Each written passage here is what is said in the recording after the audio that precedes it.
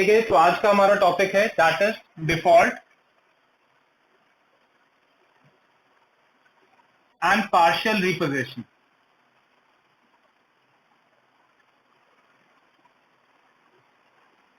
ठीक है, डिफॉल्ट किया है और पार्शियली गुड्स को रिपोजेस कर लिया गया है। इससे आपको क्या समझ आता है? ठीक है, फॉर एग्जांपल आपने 2-3 मशीनें खरीदी थी, हायर परचेज सिस्टम पे 2 या 3 मशीनें आपने खरीदी थी, आपने दूसरी या तीसरी इंस्टॉलमेंट पे नहीं की, तो कहता वो 2 मशीनें उठा के ले गया, एक आपके पास उसने छोड़ दी। ठीक है, तो ऐसे रिपोजिशन को हम बोलते हैं पार्शियल रिपोजिशन।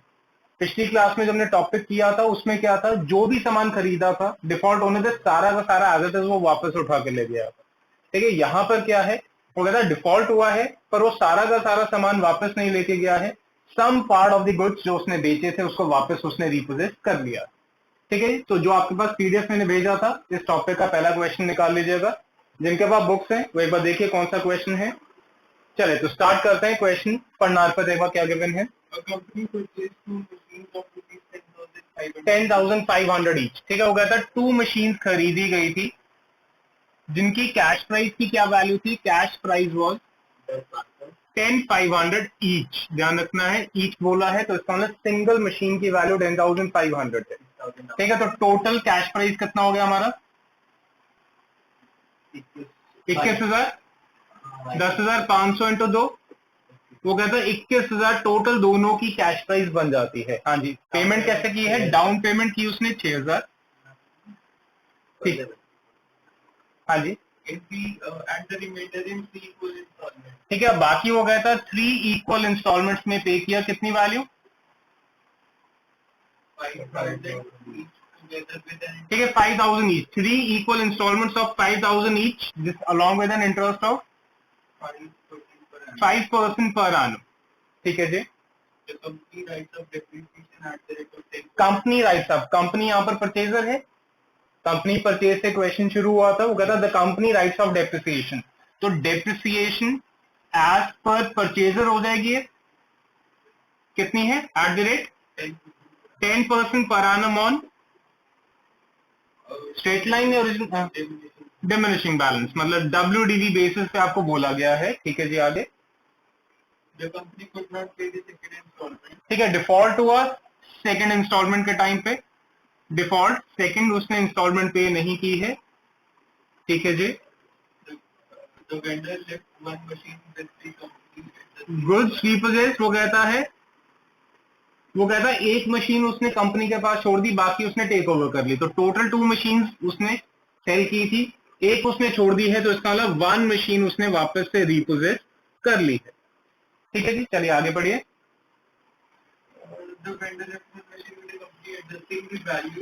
हाँ, ठीक है, तो डेप्रिसिएशन एज पर वेंडर आपको दिया गया है 20% पर annum ऑन डिमिनिशिंग बैलेंस, ये भी WDV बेसिस। ठीक है, तो आपको बोला गया, मैं एक बार दोबारा से स्टेटमेंट को रिपीट करता हूं, वो कहता है कि डिफॉल्ट होने के कारण वेंडर ने क्या किया, एक मशीन परचेजर के पास छोड़ दी है और इसका मतलब एक मशीन को उसने रिपोजेस कर लिया है, किस वैल्यू पे, वो कहता है आफ्टर चार्जिंग 20% पर annum depreciation on WDV basis. ठीक है जी, कल हमने एक ऐसा क्वेश्चन किया था, मैंने आपको बताया था गुड्स रिपोजेस की वैल्यू उस केस में आपको निकालनी पड़ जाएगी अगर वेंडर के अकॉर्डिंग आपको डेप्रिसिएशन दी है कि वेंडर कितनी डेप्रिसिएशन लगाता है और फर्दर उस गुड्स को रिपोजेस कर लेता है। ठीक है, तो उसने बोला कि 20% पर annum की डेप्रिसिएशन लगाता है वेंडर, और एक जो मशीन उसने रिपोजेस की है उसकी जो भी वैल्यू आती है आफ्टर राइटिंग दिस डेप्रिसिएशन उसको रिपोजेस कर लेता है। ठीक है जी, आगे पढ़िए क्या है, किसकी बुक्स में अकाउंट्स पूछे हमसे, companies books, in the books of purchaser मुझसे पूछा गया है।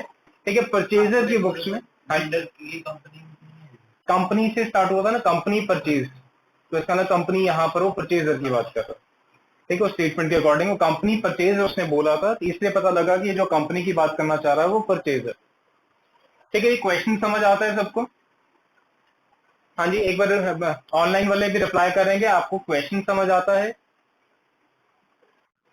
चले फटाफट से मुझे ये देख के बताइए कि जो इंस्टॉलमेंट्स 5,000 की आपको गिवन है, क्या ये इंक्लूडिंग इंटरेस्ट है या एक्सक्लूडिंग इंटरेस्ट है? फटाफट से कैलकुलेट करके बताइए। हाँ जी अर्पित, आपको क्या लगता है 5000 इज इंक्लूडिंग ऑफ इंटरेस्ट या एक्सक्लूडिंग ऑफ इंटरेस्ट?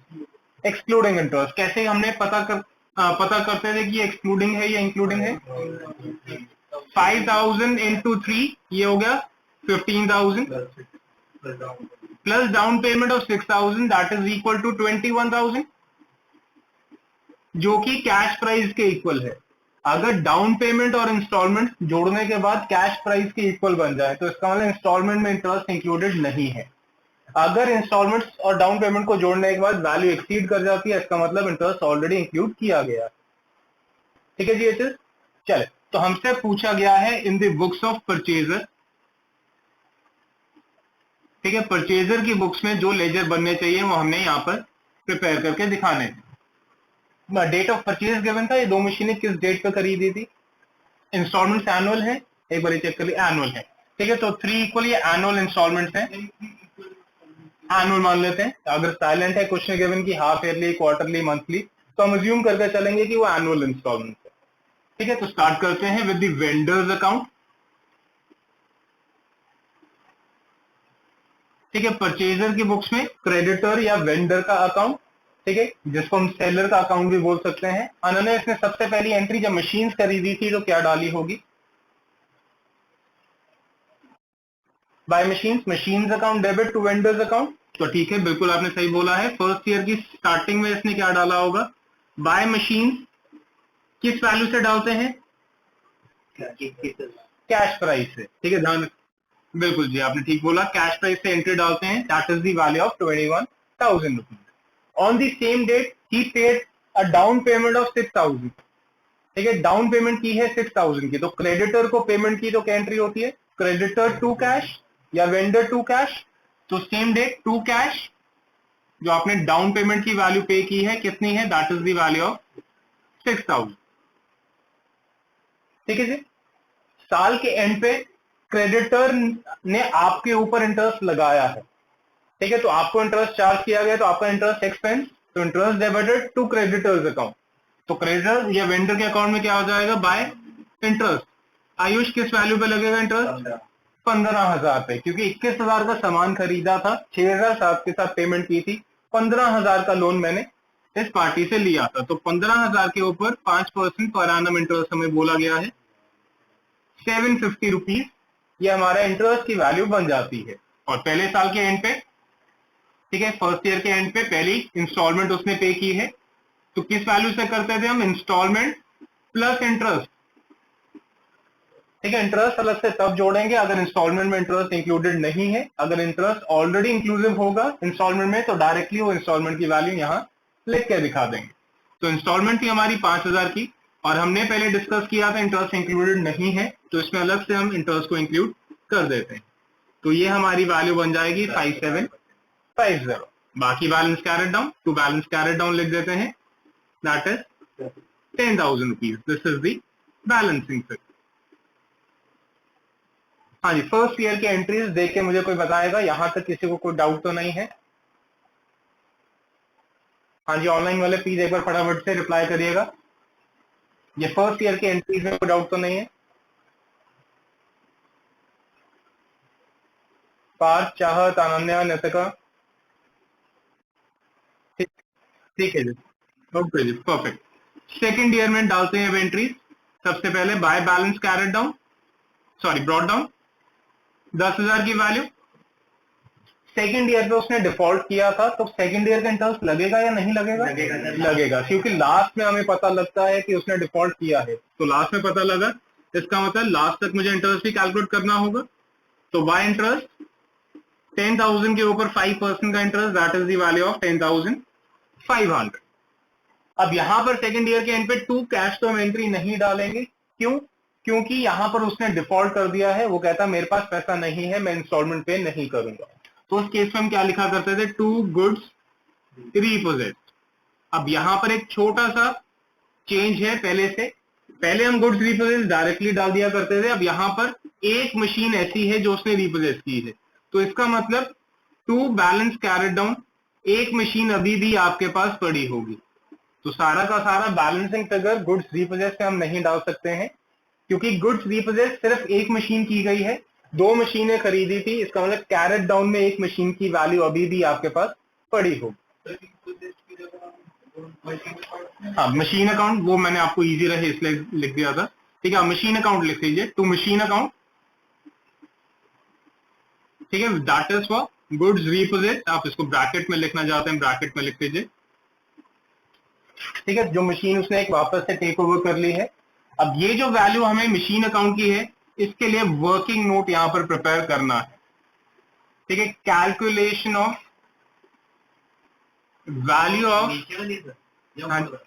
जो रीपोजेट की है। ठीक है, calculation of value of goods reposited. ठीक है, क्योंकि यहां पर हमें क्या दिया था, वेंडर के अकॉर्डिंग डेप्रिसिएशन दी गई थी। तो जब भी वेंडर के अकॉर्डिंग आपको डेप्रिसिएशन क्वेश्चन में दी गई होगी, तो चाहे कंप्लीट रिपोजेशन है चाहे पार्शियल रिपोजेशन है, आपको वर्किंग नोट में ये गुड्स रिपोजेट की वैल्यू कैलकुलेट करनी ही करनी है। ठीक है, फिर गुड्स रिपोजेट कितनी मशीनें हैं? दो।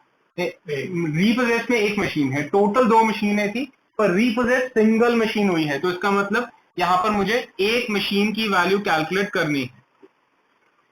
ठीक है, अगर आपको याद हो कल वाली क्लास में हमने क्या किया था, कॉस्ट प्राइस माइनस जहां तक उसने डिफॉल्ट किया वहां तक की डेप्रिसिएशन लगाते थे, और वो जो वैल्यू आती थी वो हम वैल्यू ऑफ गुड्स रिपोजेट बना दिया करते थे।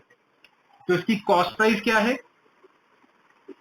एक मशीन की बात कर रहे हैं 10,500। ठीक है, दोनों मशीनें नहीं लेनी कि 21,000 डाल देते हैं, वो दो मशीनों की थी, एक ही मशीन रिपोजेट हुई है। तो कॉस्ट प्राइस 10,500। पहले साल की इंस्टॉलमेंट उसने कायदे से पे की थी, तो इसका मतलब पहले साल डेप्रिसिएशन लगी होगी। ठीक है, डेप्रिसिएशन फॉर ईयर नंबर 1।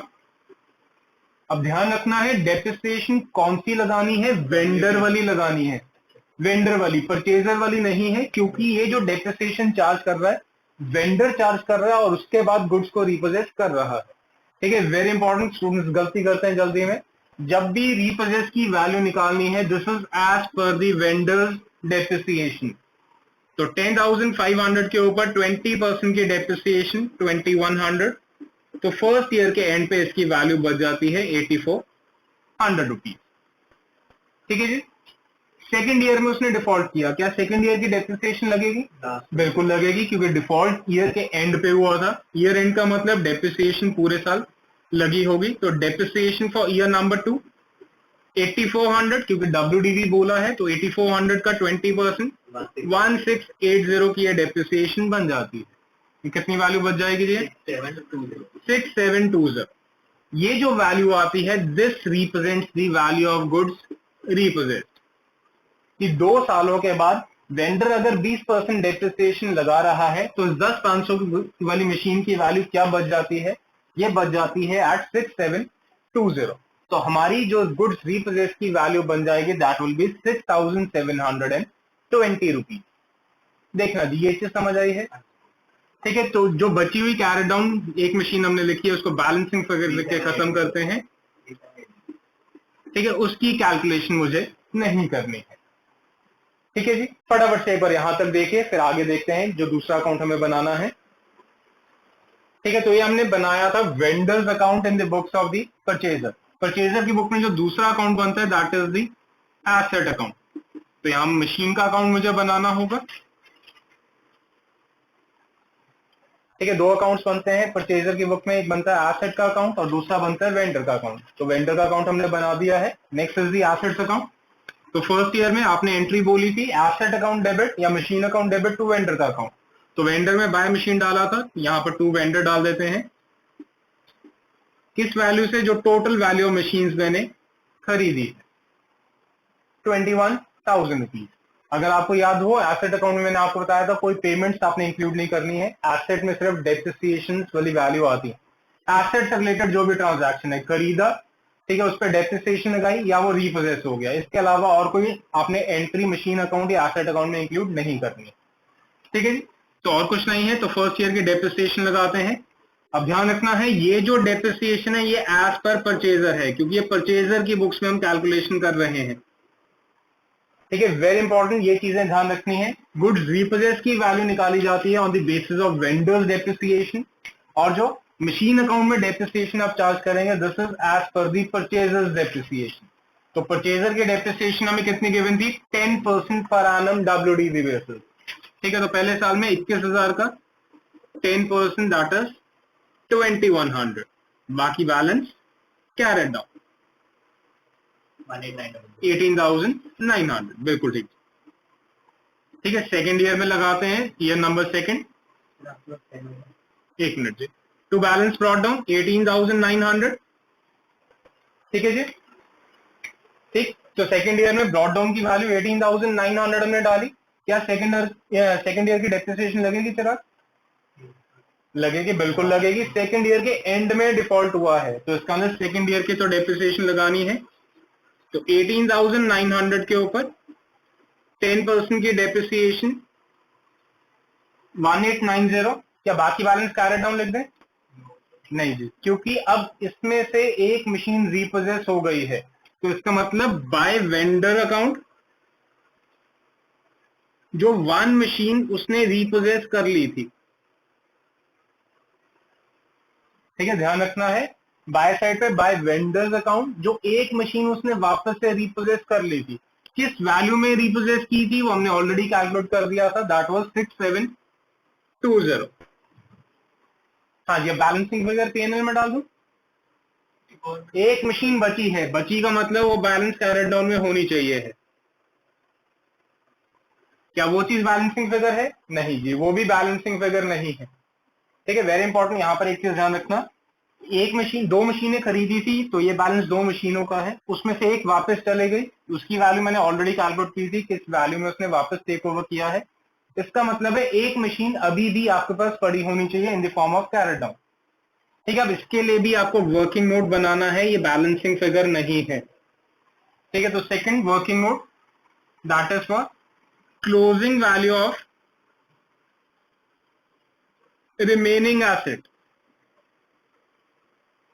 ठीक है, तो जो भी पार्ट ऑफ द एसेट आपके पास बचा होगा उसकी क्लोजिंग वैल्यू यहां पर अब आपको कैलकुलेट करनी है। ठीक है, दोबारा से रिपीट करता हूं, दो मशीनों की वैल्यू हम लेके चल रहे थे, एक उसने वापस टेक ओवर कर ली है, तो उसका मतलब एक मशीन अभी भी आपके पास बची है।